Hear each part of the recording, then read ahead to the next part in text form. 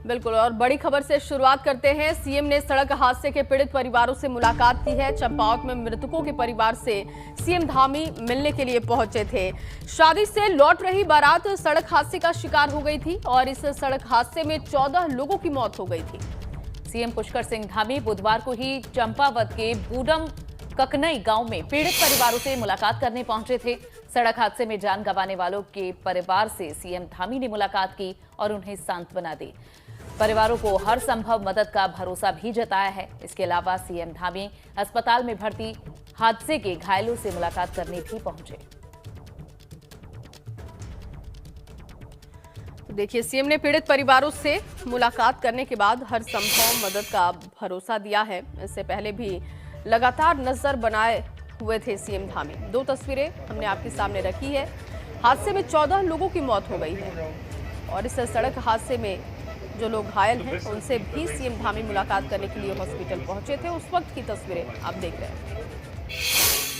बहुत दुखद घटना है और आज मैं सभी परिवारों में गया हूँ, सभी को ढांढस बनाया, जो हर संभव जो भी सहायता प्रशासन के स्तर पर वो सभी जरूर इंतजाम करने को कहा गया है। बहुत दुखद घटना है और आज मैं सभी परिवारों में गया हूँ, सभी को ढांढस बनाया, जो हर संभव जो भी सहायता प्रशासन के स्तर पर वो सभी जरूर इंतजाम करने को कहा गया।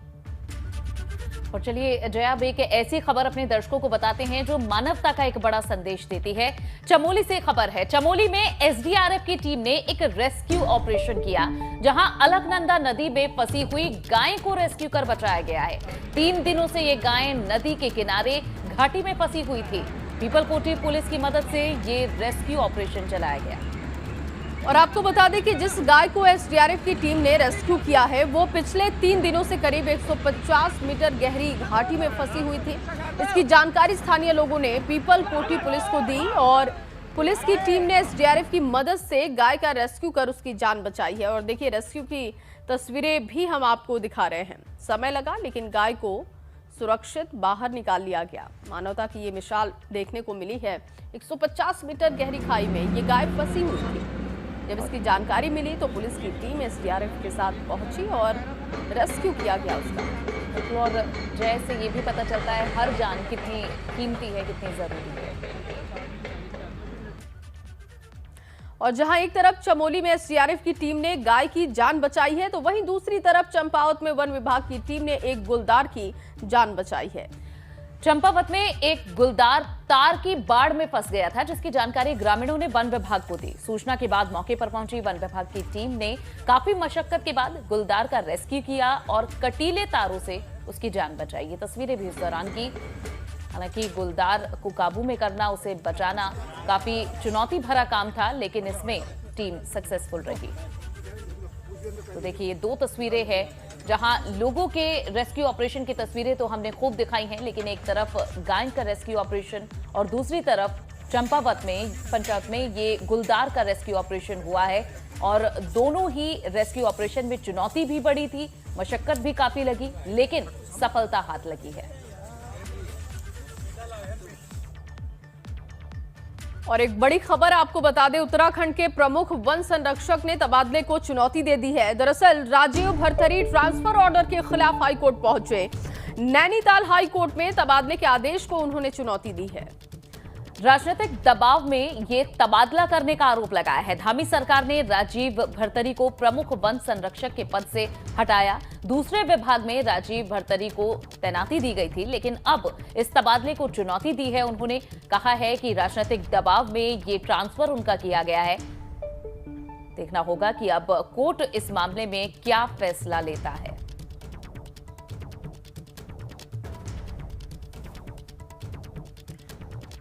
और इसी खबर पर ज्यादा जानकारी के साथ पंकज मेरे सहयोगी देहरादून से मौजूद हैं। पंकज, ट्रांसफर को चुनौती दी गई है राजीव भरथरी की तरफ से, मामला ये पूरा क्या है?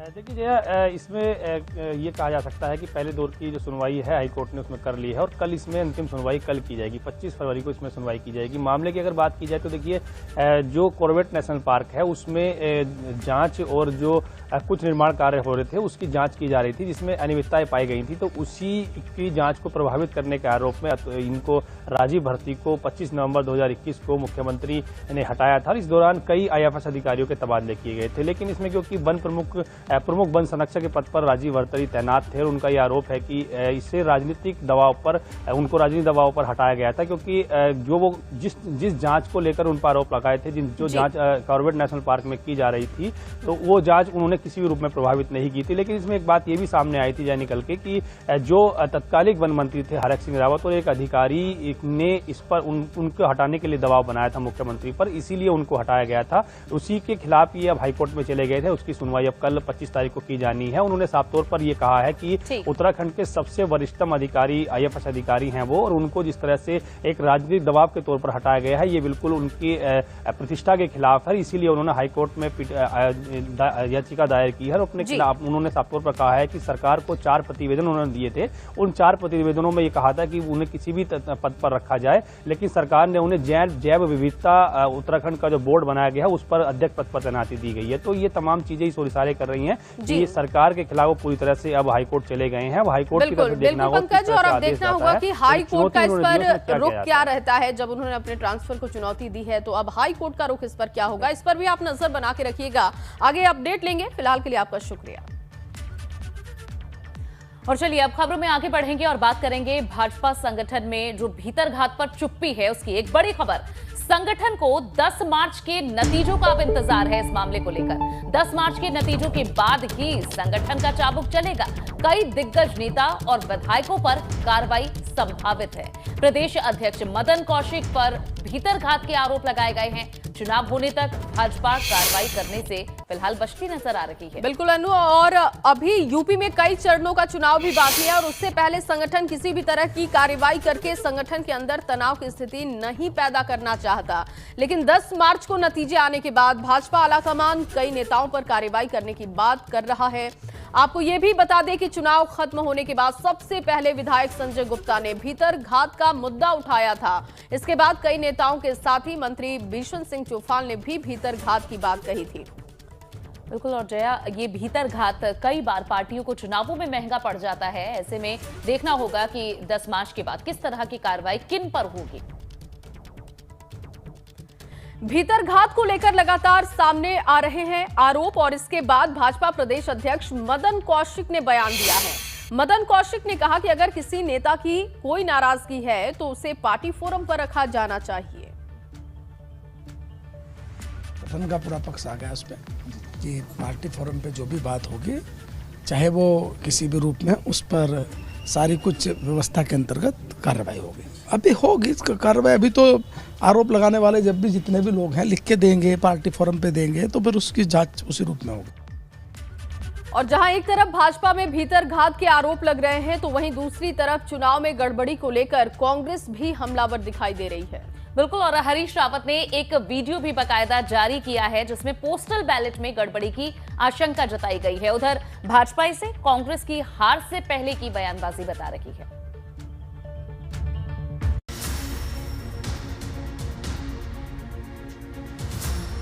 ईवीएम के बाद अब उत्तराखंड में पोस्टल बैलेट को लेकर पॉलिटिक्स हो रही है। पूर्व सीएम हरीश रावत ने अपने सोशल मीडिया अकाउंट पर एक वीडियो अपलोड किया है।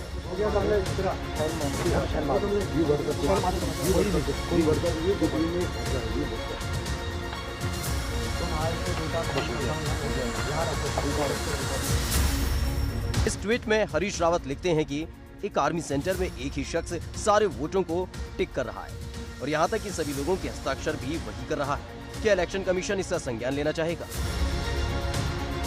कांग्रेस को आशंका है कि इस वीडियो में पोस्टल बैलेट में गड़बड़ी होती नजर आ रही है। किसी आर्मी के सेंटर में एक ही व्यक्ति सारे पोस्टल बैलेट्स पर औरों के लिए भी साइन करते हुए दिखाई पड़ रहा है या फिर मोहर लगाते हुए दिखाई पड़ रहा है। ये बहुत ही चिंतनीय इशू है और इसको इलेक्शन कमीशन ने तुरंत स्वतः संज्ञान में लेना चाहिए, कॉग्निजेंस में लेना चाहिए, क्योंकि इस तरह के वीडियो से लोकतंत्र और संविधान पर बहुत बड़ा प्रश्न चिन्ह उठता है, लोगों की विश्वसनीयता खत्म होती है। उधर भाजपा का कहना है कि कांग्रेस को अब अपनी हार होती नजर आ रही है, इसलिए वो कभी ईवीएम में गड़बड़ी की बात करती है तो कभी उसे पोस्टल बैलेट में हामी नजर आती है। भारतीय जनता पार्टी एक बार फिर भारी बहुमत के साथ जीत रही है और सरकार बनाने जा रही है। जहाँ तक कांग्रेस का सवाल है तो कांग्रेस नेताओं को ये साफ अनुभव हो गया है कि उनकी पार्टी चुनाव में बुरी तरह से हारने वाली है, क्योंकि पहले उनके द्वारा इलेक्ट्रॉनिक वोटिंग मशीन पर सवाल खड़े करना और अब पोस्टल बैलेट के बारे में बवाल करना साफ दर्शाता है कि वे हताशा में हैं। हालांकि एबीपी गंगा इस वायरल वीडियो की पुष्टि नहीं करता है। इससे पहले कांग्रेस ने ईवीएम में छेड़छाड़ की आशंका जताई थी, उसे भी भाजपा ने कांग्रेस का सियासी स्टंट करार दिया था। एबीपी गंगा के लिए देहरादून से अजीत सिंह राठी की रिपोर्ट।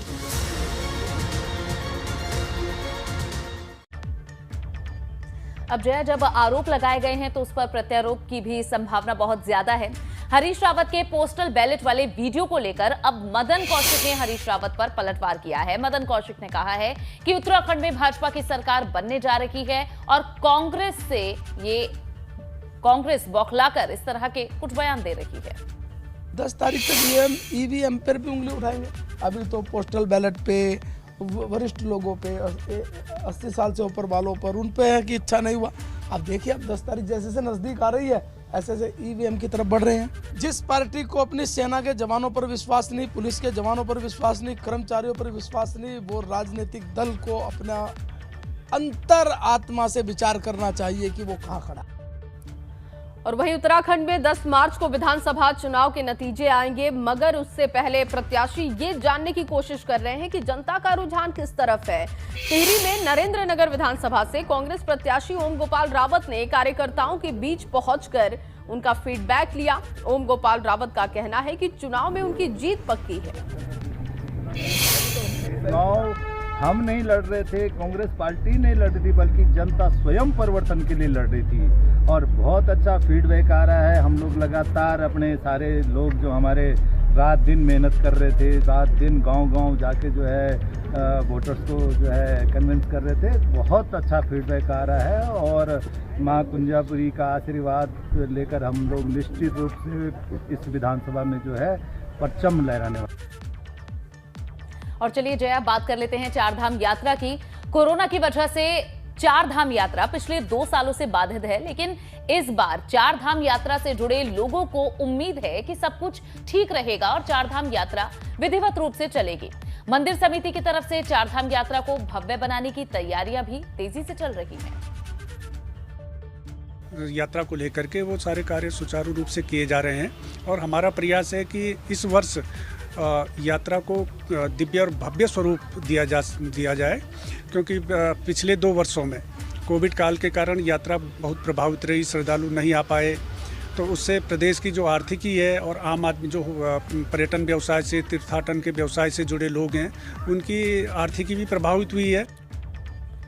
वहीं वित्तीय वर्ष खत्म होने के बावजूद इसके पौड़ी में कुछ विभागों का बजट खर्च नहीं हो पाया है। जिला योजना, राज्य सेक्टर और केंद्र घोषित योजनाओं के तहत बीते साल मिले बजट को अभी भी कई विभाग महज उसका 50% खर्च कर पाए हैं। विभागों की सुस्त रफ्तार पर डीएम ने 3 विभागों से जवाब भी तलब किया है।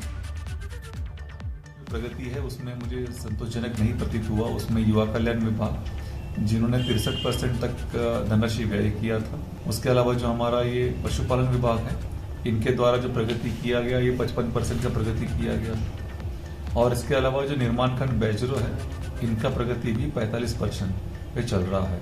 और चलिए अब आपको दिखाते हैं धुआंधार 22। लखनऊ ईस्ट में महिला वोटर ने लगाया फर्जी मतदान का आरोप। मतदान केंद्र पहुंचने पर पहले से वोट दिए जाने की मिली जानकारी। महिला के नाम से पोस्टल बैलेट में डाला गया था वोट। गोरखपुर में सपा अध्यक्ष अखिलेश यादव पर गरजे जेपी नड्डा, आतंकवाद को लेकर किया हमला। कहा, जिन लोगों ने संविधान की शपथ लेकर आतंकवादियों की रक्षा की, इसका जवाब दें।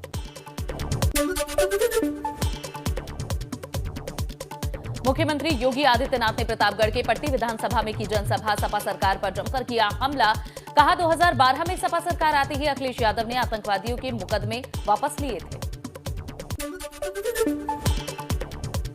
कौशाम्बी की चायल में राजा भैया ने की जनसभा। प्रत्याशी अनिल कुमार केसरवानी के लिए वोट की अपील की। जनसभा में राजनेताओं पर लगाए जातिवाद बढ़ाने के आरोप।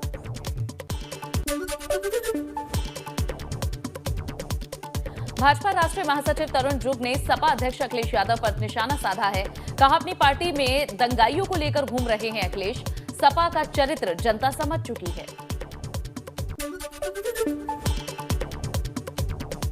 श्रावस्ती में पुलिसकर्मी का भाजपा का प्रचार करने वाला वीडियो वायरल हुआ। लोगों के बीच पहुंचकर गाना गाया, जो राम को लाए हैं हम उनको लाएंगे, 2022 में योगी सरकार बनवाएंगे।